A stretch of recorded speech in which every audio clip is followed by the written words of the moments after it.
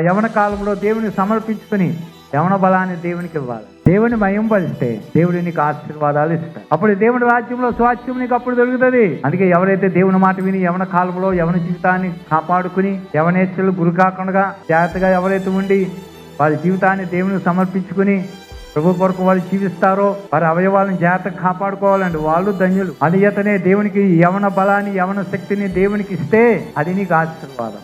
అందుకే యవన కాలంలో ప్రభుని తెలుసుకోవాలి. యవన కాలంలో దేవుని దగ్గర రావాలి. దుర్వ్యసనాలకు వెళ్ళకూడదు. దుష్ట స్నేహితులు దుష్ట సాంగత్యం పట్టకూడదు. అందుకే యవనస్తుల్ని దేవుని మందిరానికి నడిపించాలి. పిల్లల్ని దేవుని మందిరానికి నడిపించాలి. దైవభక్తిలో నడిపించాలి. ఆ పిల్లలు యవన కాలంలో యవన బలాన్ని దేవునికి అర్పిస్తుంటుంటే రేపొద్దున దేవుని రాజ్యంలో వారికి మంచి స్వాస్థ్యం, దేవుని రాజ్యంలో మంచి స్వాస్థ్యాన్ని వారు పొందుకుంటారు. అందుకే యవనస్తులు కావాలండి. అందుకే యవనస్తులు దేవుని పని చేస్తే వారు ఎంతో వారి అవయవాలను జాగ్రత్తగా కాపాడుకోవాలి. అది గొప్పోళ్ళే. అవయవాలను కాపాడుకున్న వాళ్ళు గొప్పోళ్ళు. తాగేయడం, శుభ్రంగా తాగేయడం, ముక్కలు గట్టిగా తినేయడం, కామాతృతతో ఆ వ్యభిచారి క్రియలు చేస్తూ జాగ్రత్త క్రియలు చేస్తూ దాన్ని వ్యర్థపరుచుకుని అక్కడి నుంచి దేవుడా అంటున్నారు. కొంత చెడ్డ వ్యసనానికి వెళ్ళడానికి, ఇష్టాంతానికి తిరగడానికి, ఇష్టాంతానికి జొరడానికి యవన బలాన్ని అంతా అక్కడ ఇచ్చేస్తావు, అంత పాడు చేసుకుంటావు. అందుకే యవన కాలంలో దేవుని నమ్ముకుని దేవుని పరిచర్యకి నీ బలాన్ని ఉపయోగించి దేవుని పని చేస్తే దేవుడు నిన్ను